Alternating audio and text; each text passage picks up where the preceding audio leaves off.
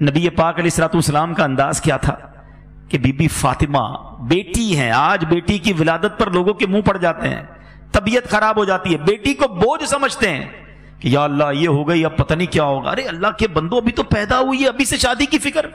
جس رب نے بیٹی دی ہے وہی انتظام کرے گا نا، وہ خالق ہے، وہ مالک ہے، وہ رازق ہے۔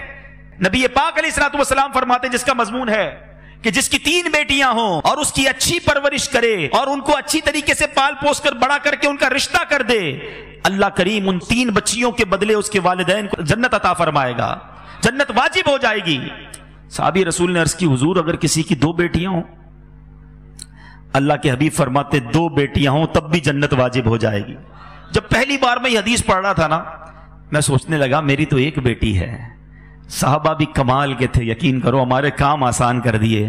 اسی حدیث کا اگلا جزتا صحابی رسول پوچھتے ہیں اگر حضور اگر 1 بیٹی ہو تو؟ اللہ کے حبیب فرماتے 1 بیٹی ہو تب بھی جنت واجب ہو جاتی ہے۔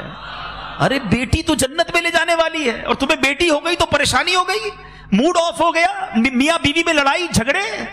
ارے عورت کے ہاتھ میں ہے کیا بیٹی پیدا کرنا؟ لوگ طلاق دے دیتے ہیں اس بات پر کہ نہیں جناب بچیاں ہی پیدا کر رہی ہے۔ ارے اللہ کے بندو، اللہ کی بارگاہ میں سجدہ شکر ادا کرو، بے اولاد تو نہیں ہو۔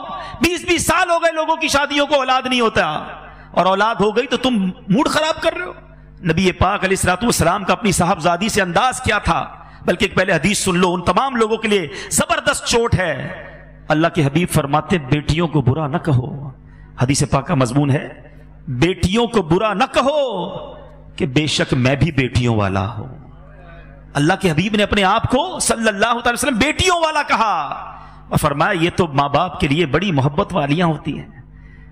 اور میرے میٹھے اسلامی بھائیوں، نبی پاک کا کیا ایٹیٹیوڈ تھا۔ خاتون جنت بی بی فاطمہ، نبی پاک اگر بیٹھے ہوتے اور بی بی فاطمہ آتی تو نبی پاک کھڑے ہو جاتے، بیٹی کے لیے کھڑے ہو جاتے، اپنی بیٹی کا ہاتھ چومتے، جدھر نبی پاک بیٹھے ہوتے ادھر بی بی فاطمہ کو بٹھاتے اپنی جگہ پر، اور جب نبی پاک بی بی فاطمہ کے پاس جاتے بی بی فاطمہ کھڑی ہو جاتی ہیں، پیارے آقا کا ہاتھ چومتی اور اپنی جگہ بٹھاتی۔ یہ ہے میرے آقا کی سیرت۔